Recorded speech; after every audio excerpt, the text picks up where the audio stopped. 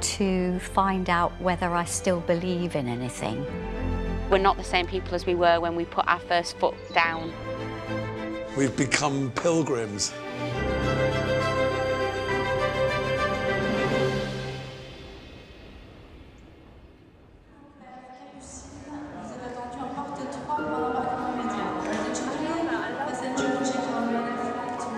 The 7 pilgrims have landed in Biarritz, France, where they'll say goodbye to many of the comforts of modern life. Ahead lies an ancient pilgrim path, which they'll share with some of the 176,000 people from around the world who walk all or part of it each year.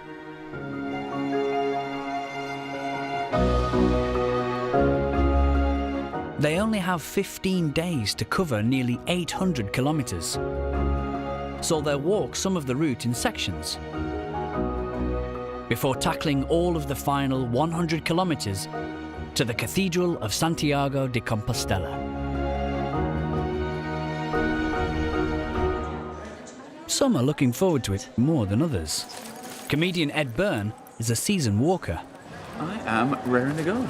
It's a beautiful day. Apparently, it was tipping it down here yesterday, so this bodes well. Not so journalist Raphael Rowe. That's heavy bag. It is heavy, yeah. I don't think I'm looking forward to carrying this for 2 weeks. Actor Neil Morrissey is well prepared. I think that's mine there. That's the Cub Scout in me. Were you in the Scouts then? Yeah, I got kicked out for stealing. Studying to become a priest didn't prepare Kate Botley for such a physical test.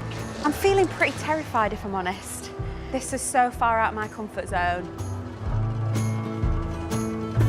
Entertainer Debbie McGee has her worries too. I'm pretty nervous about the clothes aspect. For 16 days, I'd normally have about 4 suitcases. Oh, goodness, it's you! Oh, well, I can be relieved now. Can you, Yeah. darling? Joining them all is singer Heather Small. Same amount of rainfall. You've got a pretty big sack there, if I may say so. Like hermit crab styling. Super size. Back home in London, a good walk for Neil often ends at his local. Evening.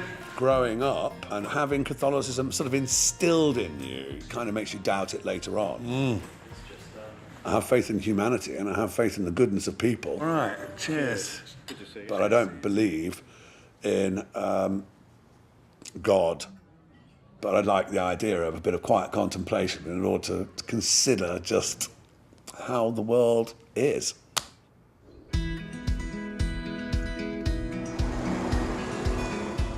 Merci beaucoup. The group, completed by Invictus Games presenter JJ Chalmers, is soon on the move. OK, I think we're headed up the steps. They'll be climbing to an altitude of 800 metres from the town of Saint-Jean-Pied-de-Port at the foot of the French Pyrenees.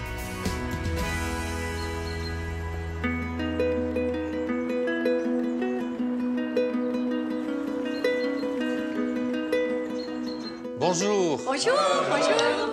First, they make a call on Camino historian Jean-Louis. He shows them a guidebook with a difference. A medieval companion to the route called the Codex Calixtinus. Parce que vous allez voir maintenant le premier livre qui a été écrit et qui parle du chemin de Saint-Jacques et du pèlerinage à Saint-Jacques-de-Compostelle. The pilgrims will be following an ancient route dedicated to the apostle St. James. He was beheaded in 44 AD in Jerusalem. According to legend, his body was then taken to northwest Spain and buried.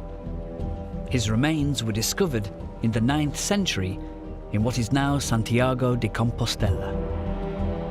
Pilgrims flocked here from all over Europe, many taking the old trade route through the mountains and hot, dusty plains of northern Spain, almost as far as the Atlantic.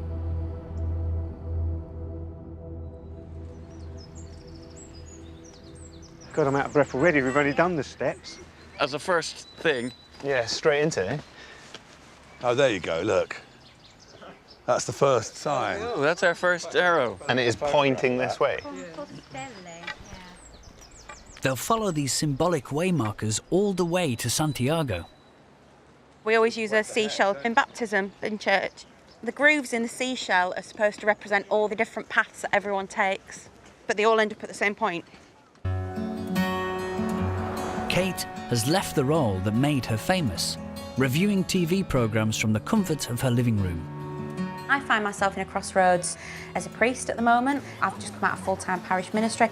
I'm fascinated to find out what I'm going to learn about not only my identity as Kate, but my identity as priest, my identity as person of faith. Do I absolutely 100% am convinced of the existence of God? Not every minute of every day, no, of course not. Medieval pilgrims needed a document, giving them permission to walk the pilgrimage. Bonjour. Yeah? Have a seat. Yeah? Have a seat.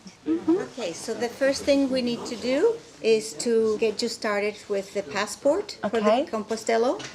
Here's your first stamp for your first day. Today, the stamps give pilgrims the right to cheap accommodation and are proof they've gone the distance. Okay. This is the all-important passport thing. Yes, it is. I will first stamp. And follow the signs that will tell you where to go. Okay. It's just straight up the mountain. First down and then up. It's a mountain. It's a pretty big hill. Is it? Okay. Hills are my nemesis. I really don't like hills. Apparently the elevation is très severe, as they say. My friends and I require passports. Yes, you do. We understand you're someone who can sort these things out. Yes, I do. For a fee. Of course, always for a fee. Euros, please. Buen camino. Stamp 1 just happened, stamp 2 will happen. So it's a kind of a jolly route of stamping ahead of us.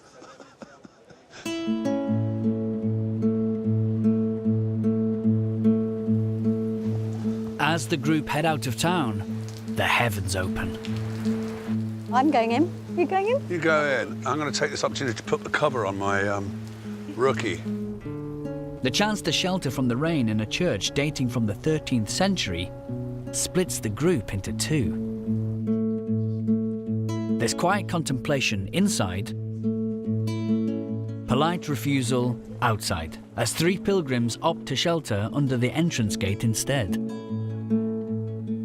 So Neil, Ed and Raf didn't come into the church, but for me, it doesn't really matter. I don't think God's any less with them than he is with me because I came in. It's not like a good luck charm. We don't think, oh, well, God's not going to make sure they do the walk. It don't work like that. God's everywhere. He's not just in church. It's weird, isn't it? Because I work in places like this. This is like my office. But it's not where God's to be found necessarily. I think we're much more likely to find a spiritual place on that hillside than we are in a building. I've never lit a candle in a church. Well, it's, Do you not come from any kind of a religious? No, I didn't. Nobody in my family when I was growing up was religious at all. You know, so I grew up in a non-religious household.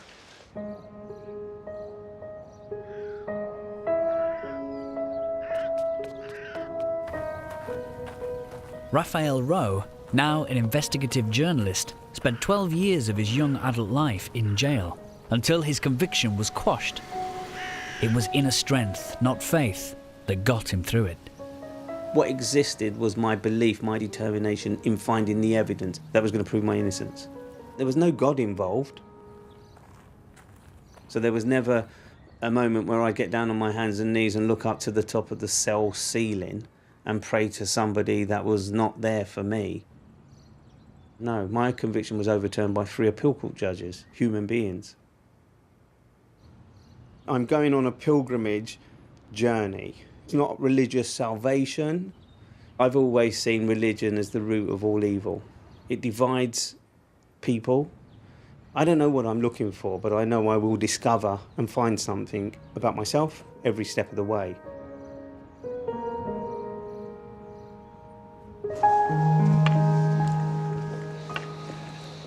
well. Was that nice? Yeah, it's lovely. I said one for you. Oh, did you? Yeah, of Thank course. you. No worries. That's nice of you. stopped raining while we were in there, so you know. Oh, maybe there's something Maybe in it. there's something in it after all, boys.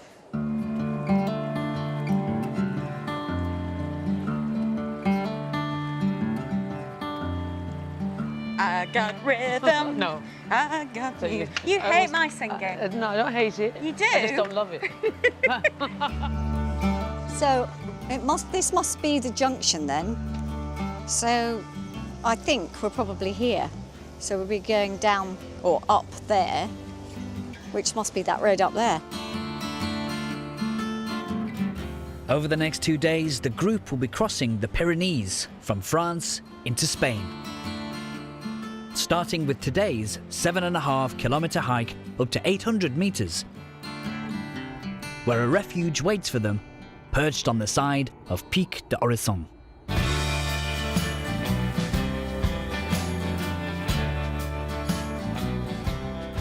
This leg of the journey was notorious in medieval times. Climbing so high, it was said pilgrims could push the sky with their hands. Wolves and bandits lay in wait for stragglers. None of which is fazing Kate, who's setting a pace she may come to regret. I'm from Sheffield originally, and we have a story about women of steel in Sheffield who kept the steelworks going during the Second World War, so I'm channeling my inner woman of steel. That's what we're doing. Smashing the patriarchy with every step. I'm going on this as a pilgrim, not a preacher. I'm no better or worse than anybody else. And I think that's one of the mistakes we make about priests. We presume that they're better than other people, and we expect them to be better than other people, but actually, we're not Jesus, we're the disciples. Part of the attraction of the Camino is the chance to meet and talk to new companions. Had a lot of stress in the last year, so just getting away from it all and clearing my brain out, really. And I love meeting people, and I love meeting people from other countries. In 2016, Debbie lost the love of her life, magician Paul Daniels. They were married for 29 years. I was brought up in the Catholic faith, but when I met Paul, he was a complete atheist. That really was a changing point of what I felt about a God. I think having lost Paul has had a bearing on me in the way I think and in wanting to go on a pilgrimage.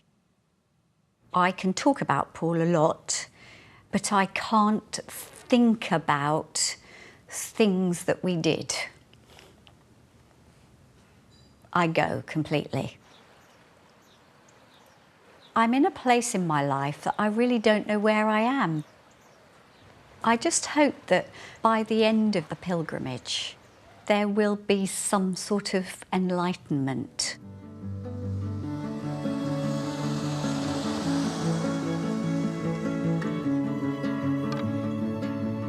I've got a funny feeling that this is a case of the tortoise and the hare, and that me being out in front means I'm going to be last. Also, the Bible says in the book of Revelation, the first shall be last and the last shall be first. So I should heed my own call, shouldn't I, really, and slow up. Get your head down, get on with it.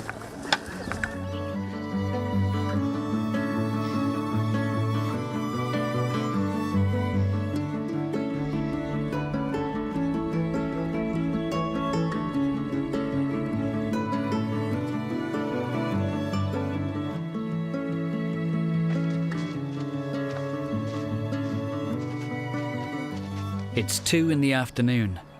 The group have only been on the road an hour. Oh, it just looks all ruddy hills. Oh no, look at that one. No, don't. What one? That one there. It's horrible. Slowly but surely. It's a nice place to live if you're a goat.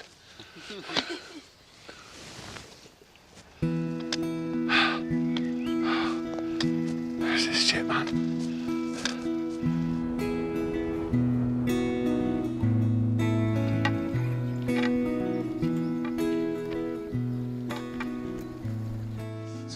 It's quite tough. It's tough going uphill, very tough. And my poor old legs. And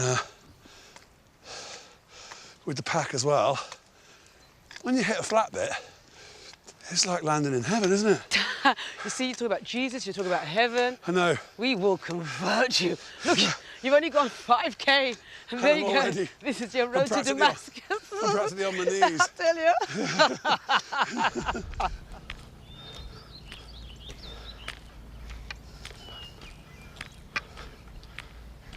I can't believe this just seems to get steeper and steeper. Whew. Jesus. Is that who you're calling on? Isn't it funny? Here I am, an absolute non-Christian. First words I utter when I'm absolutely in trouble are those of the fallen crucified one.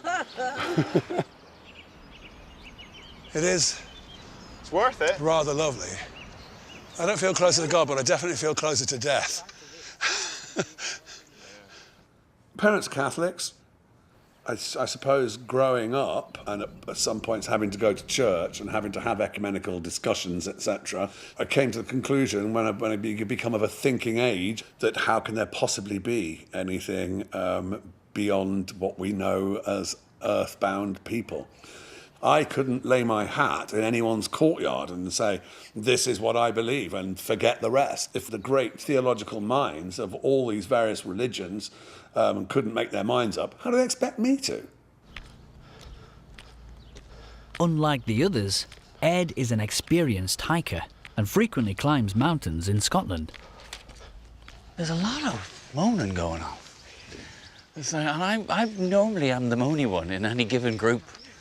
I enjoy a good whinge, but I enjoy a good walk, which nobody else on this, what I think of as a walking holiday, wants to walk. So I'm just hearing complaints. Go away. Our friendly neighbourhood priest is particularly against the amount of undulations God put on the earth. How you doing? I'm not walking another step. Yeah, you are. Come on. No, I'm not. Are we going up that bastard? No, it was just before there. We're going to cross the stream in a second. Have you had anything to eat since we left town? No. Right, you should eat something. Seriously. No. You haven't eaten that in hours. It's part of the reason you're not in a good mood is because you're not eating. Comedian Ed was brought up in a Catholic family in Ireland. I think to get away from everything and completely change your life, even for just 2 weeks, it absolutely appeals to me, yeah. I am not a spiritual person. I have no reason to believe in any form of God. Now, we want to go up here. Yeah. No, I don't. That is where we're going. It is. No, it can't be. According to the book. But we have to go off-road. 2 kilometres to the refuge d'Orisson. Yeah, I know. Half an hour. Yeah, but... You can go up by the road if you like. How long does it take by the road? You don't want to go. It doesn't, because it says, don't go by the road, you arsehole. It says here. It says, go by the zigzag through rocks. We have a choice. We can keep following the road or you can follow the path, the actual thing. This here says 2 kilometres, half an hour to the refuge. OK. Oh. I hate you. 2 kilometres, half an hour. 2 kilometres, half an hour. Stop annoying Ed. Huh? Half an hour, and we are done for the day. Yeah. And then the rest of the day is spent drinking pina coladas, getting caught in the rain. If you're not into yoga, if you have half a brain, if you like making love at midnight in the dunes of the Cape, then I'm the love that you've looked for. Write to me and escape. And at 4:30 p.m, just as Ed promised, they make it to their first pilgrim hostel where they'll stay the night.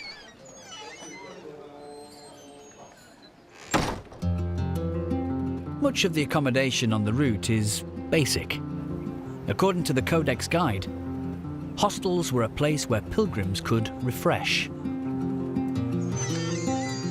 I think it's here. The destitute relax. And the dead be prayed for. And though all 7 pilgrims have survived their first day, they do need reviving. I'm going to have some rehydration salts in some water, a fag, and then one of my 5 a day, which is Breton cider. I think the only way you can train for this is to move to Wales and walk up the hills of Wales every day, because it hurts. Either that or getting a cricket bat and just hitting yourself continually over the head for 3 days. Come on, cheer up, you're a bloody Christian. Do you feel any better about yourself now you've got up here? Honestly? Yeah.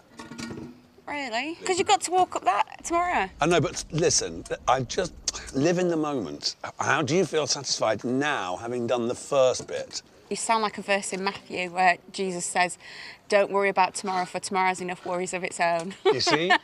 I have more Christian knowledge in me than I actually knew.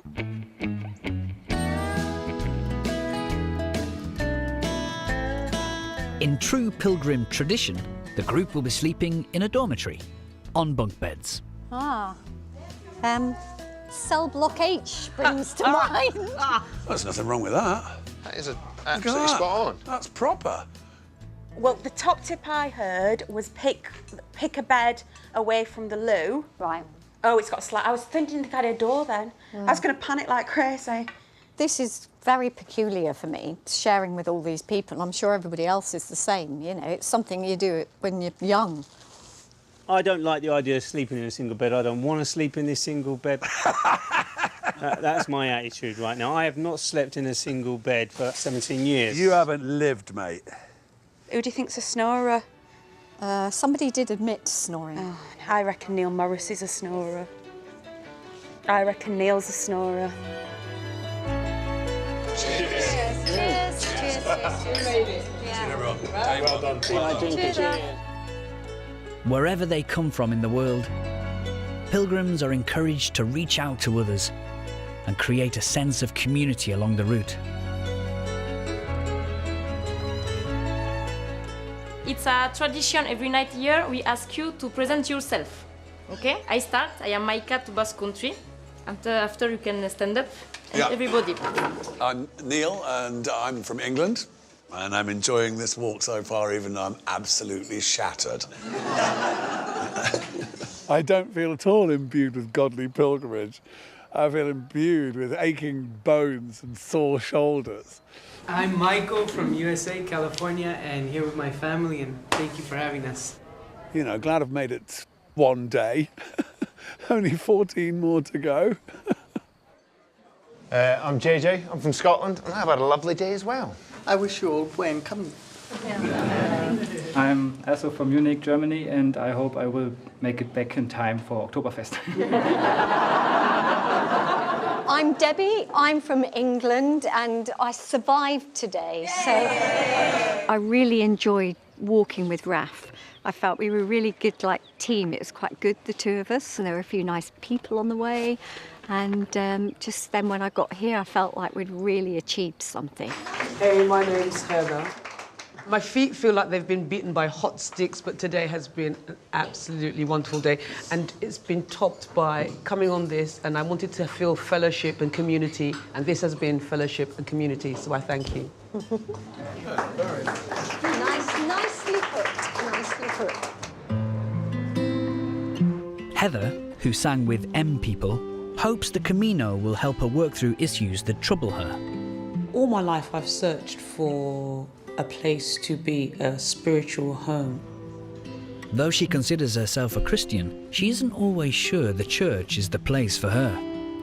It's quite hard to lock into something when you know that certain religions have been used to enslave and denigrate. So my path to religion has been difficult, but the belief in God has always been there. I always think there's a higher being. Thank you so much. And that we are quite small, and to find a bigger picture, we need each other. At the end of the first day, Kate's already discovered how much she needs her fellow pilgrims. I was a horrible, horrible person walking up that hillside, and that's not good for a vicar. It's a very bad witness. So I'm very grateful not only that the rest of the group pushed me and carried me, but also that they put up with me. It's a real credit to them and a real testament to them that they tolerated me. I guess that teaches me something about fortitude and patience and kindness, because I didn't exercise much kindness today, but they all did. So that's good. So that's probably today's lesson learned.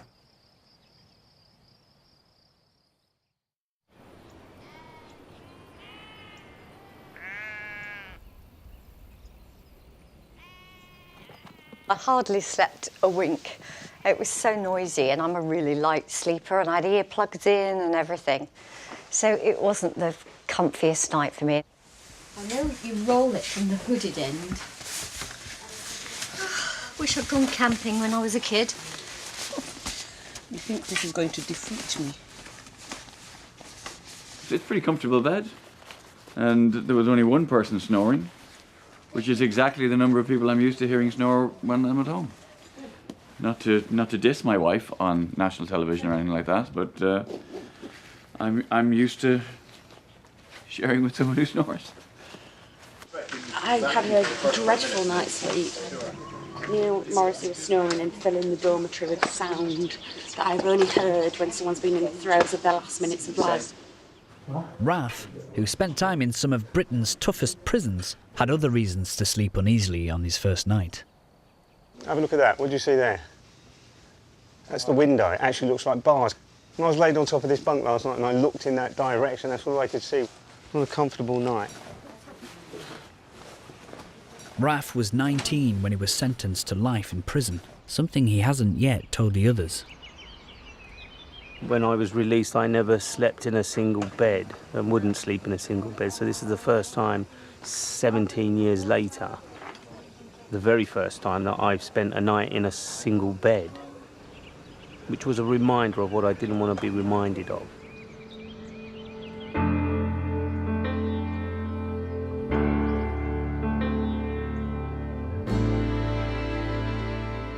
And where were we trying to get to today? What was the name of that place? Roncesvalles or something? Or something, yeah. Look, this is all downhill. That last little bit there. This is just a map. This is okay. This is all uphill to here, and then this is all downhill to there. So it's about half and half. Come on, Kate. Let's go and attack this bit.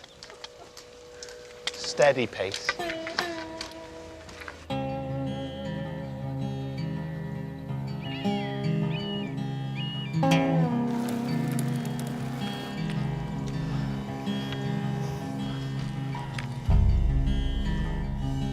.5 kilometres of walking with a steady climb up to 1,400 metres will take our 7 pilgrims out of France and into Spain.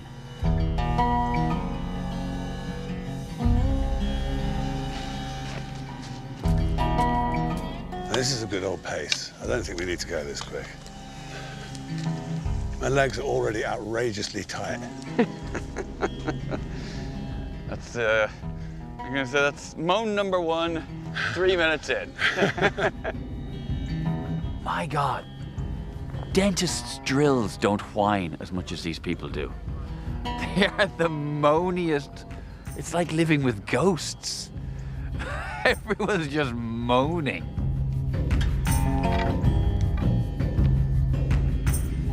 Seriously, why do people do this? They're moaning because they didn't realize that pilgrimages involve walking. So they're not just whiners, they're idiots. I didn't think we'd be doing it for real. So I thought we'd walk like 100 yards and then put our stuff on the van. I didn't actually think we'd be doing it. It's only day 2. I cannot conceive that I've got to do this for another however long it is. I can't even get my head around it. What I find really fascinating is the people that are doing this that have no faith, because I don't know what they hope to gain from it, you know. I don't think this is building my faith at all. My faith's taking a knock, actually.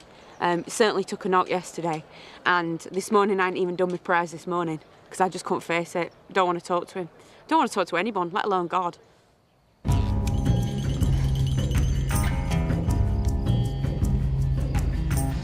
You just need to get that initial burn out of the way, don't you? Yeah. Neil, yeah? Yeah, when the thighs really feel like they don't belong to you. Yeah, and then you're kind of up and running almost. Yeah. And you just walk and walk and walk. Yeah.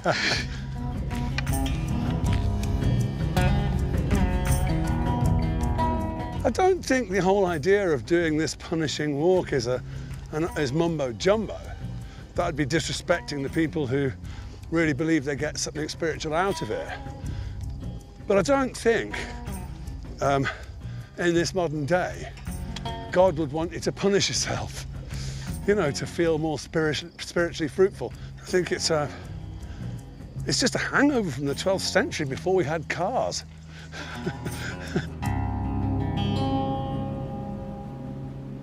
Call me optimistic, but I'm getting the sensation that you guys are feeling a bit better today about this whole thing. Still not my thing.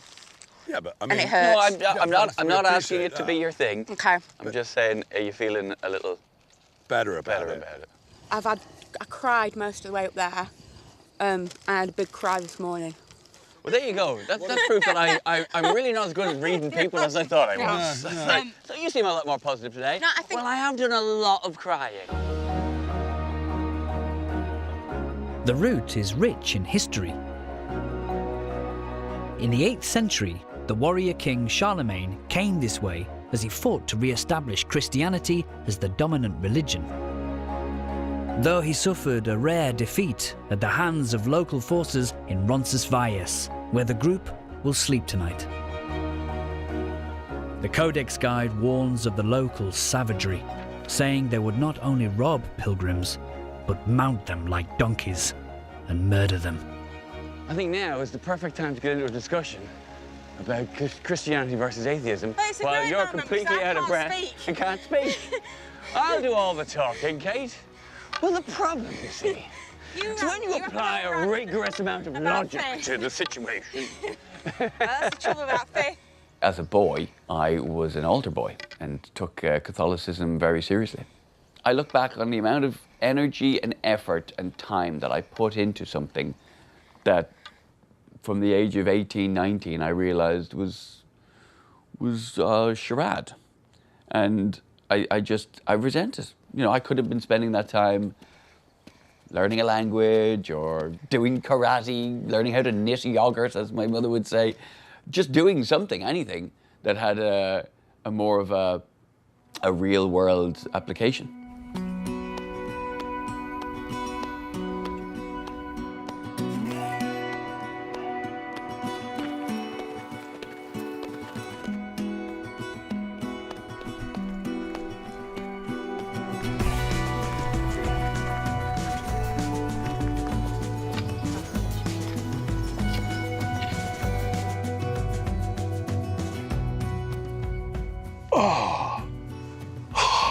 That's good.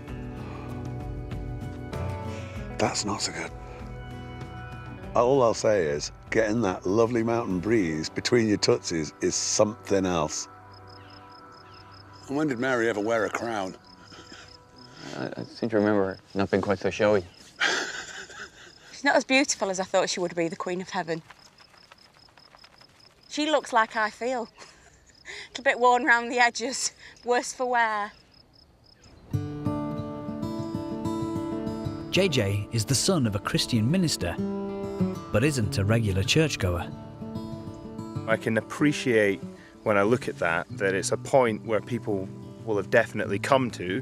So if you want to sort of ground yourself into the journey of everybody here today, but also, you know, going back into the medieval times, you can imagine that people stopped at that point.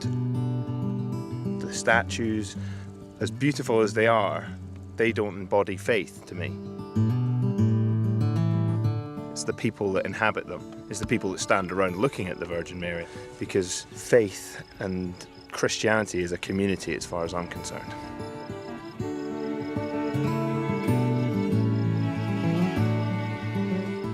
Down there you've got a flock You just can't get away from the Christian symbolism, can you? You can't. It's everywhere. Shall we crack on? Yeah, go on. This pilgrimage isn't going to walk itself. Which is a shame, really. Ed is a patron of Humanists UK, which promotes kindness and morality without religion. But he was schooled by Catholics.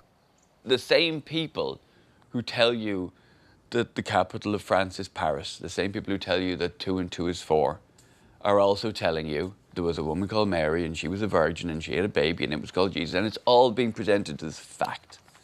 And it's not.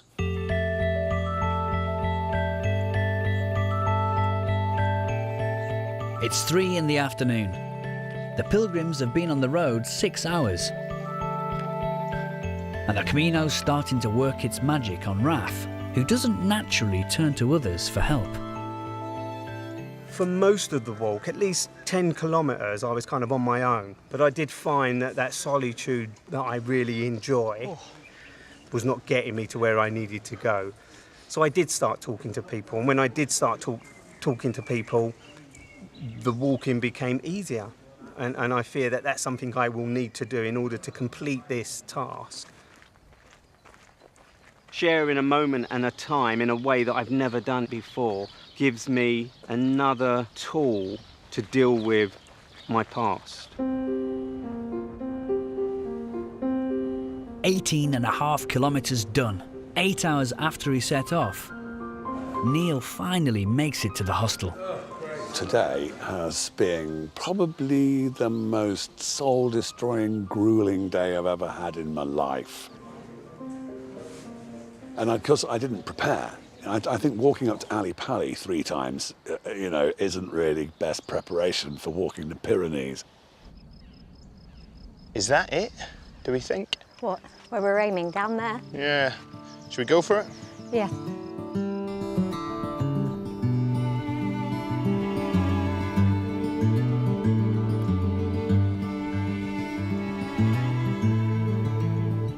Last to arrive, 2 hours after everyone else. At last. Dinner. I cannot Yay. wait. Yeah, woohoo. We made it. Debbie and JJ. You are from? From England. From England. Welcome. Yeah. I am feeling elated. 10 hours later, 30,613 steps I've taken today. But I didn't give in, and here I am. Well, we started at 9 o'clock. Okay. 7 now, so 10 hours. 10 hours we've been walking. 10 hours on the road. It's pretty good going. Yeah. JJ is a former Royal Marine who's been forced to make a new life for himself. In 2011, I was injured by an improvised explosive device when I was serving in Afghanistan. He suffered life-changing injuries, almost losing both arms in an explosion which killed 2 close friends. I think my beliefs are probably more hopes than anything else. Like, the question is, do you believe in God? Well, I don't know, but I hope he exists. I hope heaven exists, because there's people I know that I hope are there. Some of them ultimately sacrificed their lives for me to be here. I borrowed my time off them.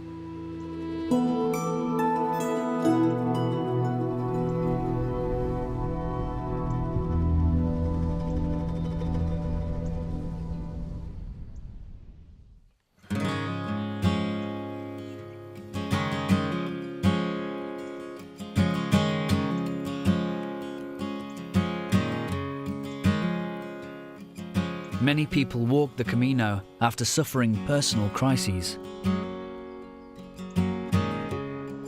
This morning, Heather and Debbie meet a pilgrim who's coping with the death of his father. Liam lost his dad in 2016. Me and my dad done the walk in 2014, but Dad ruptured a hernia, so we had to get an emergency flight home. Oh. So he planned to come back in 2016 in September, but we found out that he had cancer, and I lost him a week before Christmas. Oh, I'm so sorry. And I nicked his boots, so I'm walking in his boots, and I've got his pilgrim passport. from 2014. I'm collecting his stamps, and then gonna donate his grave for him. So, and put his boots there when I'm done. I've got a stone here of Dad. It's got a prayer on there where he wanted to drop off at Compostela. I'm gonna say the prayer, and that's when I start rebuilding my life. Show me your ways, O Lord. Teach me your paths. And that's from Psalms. Yeah. And that'd be a moving on point. I lost my husband just over a year ago. Oh, right. And the way I kind of dealt with it is to keep really busy. And when I'm on my own is when it really hits me. Yeah. Keeping active is the main thing. Yeah. And you don't have to grieve and just curl up into a ball.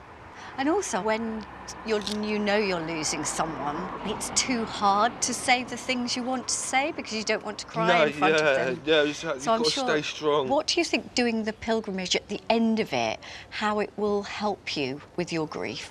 For some reason, it seems to make you a stronger person. You've got time to think, and you can open yourself up.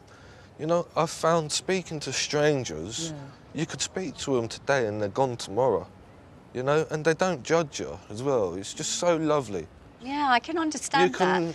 With you your can- family, you could sometimes, you don't want to upset them because you're upset. But No, somebody that exactly. doesn't know you and you're never going to see again, you can bare your soul to. It's just exactly that. Yeah. So for you, is it spiritual? Is it religious? What is it? Just in the memory of your father? Just trying to get a bit of comfort to fulfil what he Yeah. wanted to do. Yes. So- And you doing it fulfills it for him. Yeah, it's the only way I can honour his respect is to do it for him. I think it was quite a special moment to meet Liam. What it made me think was that that's why everyone thinks that the Camino way is so special, because I can't think of anywhere in the world where someone would open up with such raw emotion so quickly. You're doing brilliantly. Thank you. I have to block it away, you know. Yeah, I know. I've been Deal there. with it. I know. He's only 27. And so I get sad, but I'm always able to then find something that makes me think, well, you can't be sad because there's somebody much worse off than you are.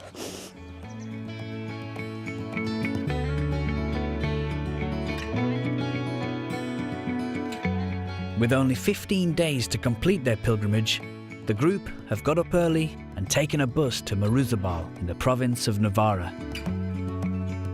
King Sancho the Great ruled Navarra in the 11th century and created this 150-kilometre stretch of the Camino to counter the Islamic influences in the rest of the country. Its significance for our pilgrims is more straightforward. It's flat.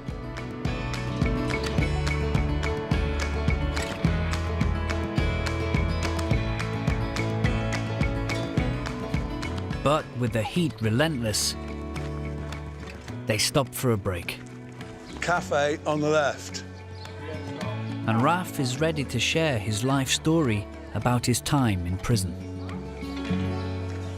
I find it really difficult sleeping in single beds, have done ever since I spent time in a prison cell on a single bed. We didn't know you'd been in prison. What were you in prison for? Tell us your story. Did you not know? No. So from the age of 19 until I was 32, I was locked up for a murder and a series of robberies that I didn't commit. So I was wrongly convicted, sentenced to life, never to be released. Wow, what a story. Did you feel unsafe? No, not at all. I was quite tough. I didn't make any friends, I didn't associate with people because the majority of guys that I was doing my bird with were murderers. They were serious offenders who were serving, because I was in the high security prisons, so they were doing ridiculous sentences. I'm talking 25, 30 years, life, never to be released. And they were killers, they were all kinds. I was 19 when I went in, so I became quite militant quite quickly, and I survived because I had that aura about me, and they thought I was guilty. 12 years on, in 2000, my conviction was quashed by the Court of Appeal and I was released. By then, Raf had become used to being on his own. So you never had to share a cell? I never shared a cell, no. When I was in prison, I was in a single cell, a lot of it in solitary confinement. Solitude for me was what was important, what got me through my time in jail. Did you think to yourself you'd have rather the company? No, I prefer solitude. Or I thought I did until we did that big walk yesterday. Yesterday was quite challenging because I did at least 10 kilometres on my own, but craved conversation to get me through the rest of it. Does the solitude of when you're walking by yourself, is that kind of frightening to you? Does it, what is that? No, it served its purpose and it still does. But I just found this walk is tough, it was difficult, and to help me get through it, I needed to be talking to someone so I could forget the pain and the suffering and the hard, steep slope. So it was good just having somebody break that monotony. What scares you then? Because you've been somewhere that would scare me. What scares you? I would have said when I first come out of prison, love, friendships, Yeah. people's motives. I struggle with that more than I do anything else. Every one of you, I've judged your motives unfairly since I met you because I'm a motive man. Everybody I've met along the Camino so far, my first question is, why are you doing this? I'm curious to know what their motive is, and then I'm kind of looking them up and down and thinking, is it their real... That's the one thing I struggle with Trust. most. Trust, justice, honesty are my big things. To think that he'd been incarcerated for 12 years for something that he did not do is unbelievable. It's a crazy, crazy story.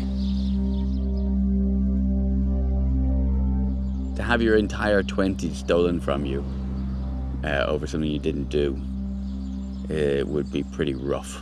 There's a surprising lack of bitterness from him, although maybe he just hides it well. It sounds like it's unfinished business. It never would have occurred to me that the walking the Camino would be any form of therapy for any of us. It's not impossible that that's going to happen over the course of the next couple of weeks on this walk.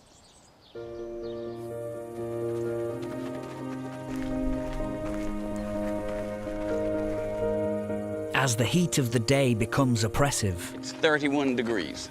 I knew it was warm. they seek refuge in a 12th century church. Santa Maria de Eunata, which is thought to have once served as a pilgrim funeral chapel, stands in the middle of nowhere. Welcome to Santa Maria de Eunate. Thank you very much. Thank you. Thanks for having us. Curtis came here from the US to walk the Camino and stayed to guide pilgrims and care for the church. There's people that come and they say this is a center of sort of cosmic energy. And so they like to go in and stand underneath the dome in the church, and they swear that they can feel the cosmic energy. Open And them it may doors very then, well come be. on. It may very well be, but I have never felt anything in there. There is a tradition. You would walk around the church 3 times in honor of the Blessed Trinity, say 3 Our Fathers, and then enter the church to greet the Blessed Virgin and pray the Salve in the church. Yeah, yeah. Some people say you have to do it barefoot. Yeah, barefoot's going to hurt. You're welcome to, you're welcome to try it. I'm having Maybe some of that's why that. these are smooth, though. Are you going to go barefoot? Of course I am. They're doing this, they're doing it you. properly. I'd stand back though if I were you. Our Father, who art in heaven, hallowed be thy name. Thy kingdom come, thy will be done. It's not about superstition for me, it's about this is what people do when they come here and this is what other people have done for centuries. And I love the idea that my footsteps have followed in someone else's. You know, that's kind of the point of a pilgrimage for me, is following in others' footsteps and then knowing that other people are going to follow on behind as well, so that we're in that shared story. It's a proper haunted house door, isn't it? Once again, Raf stays outside. My heart beats as I get closer to buildings like this because I just feel uncomfortable going into a place where I know people have been manipulated and guided in a way to control them. And I have an issue with people controlling other people for the wrong reason. And yet all it is bricks and mortar. You can imagine when it's quiet in here, it is really quiet. Well, we all came in and for some reason you instantly